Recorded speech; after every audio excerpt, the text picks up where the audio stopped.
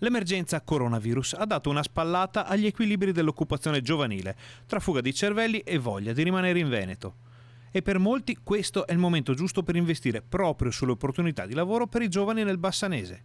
È fondamentale investire su questo tema. Abbiamo ragazzi che stanno espatriando in cerca magari di soddisfazione economica. Ecco che uno dei miei primi obiettivi è proprio quello di permettere alle aziende l'investimento sulla formazione specifica per fare in modo che i ragazzi trovino sul territorio un'occupazione vera, con una soddisfazione economica ma soprattutto professionale. È fondamentale infatti che il percorso di studi e formazione trovi uno sbocco nel territorio. Chi frequenta un determinato percorso deve trovare nel suo territorio effettivamente un bacino in grado di accoglierlo. Le nostre aziende hanno bisogno di innovazione e i nostri giovani sono in grado di portarla. Ecco perché credo che sia l'unico vero motore per garantire la sopravvivenza in un periodo post-Covid molto difficile, dove dobbiamo trovare qualcosa di nuovo per mettere in essere.